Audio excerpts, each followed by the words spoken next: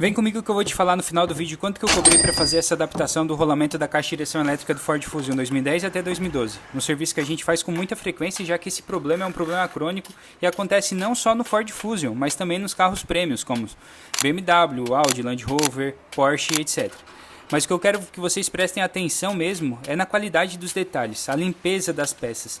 Todas as caixas a gente faz esse tipo de serviço, que é dar um banho químico nela para poder tirar todo o vestígio de graxa, óleo e umidade presente na carcaça e nas peças de composição da caixa. E também utilizar as ferramentas corretas, porque não faz sentido vocês mandarem uma caixa de direção para a gente não ter nem a ferramenta certa para a execução do serviço.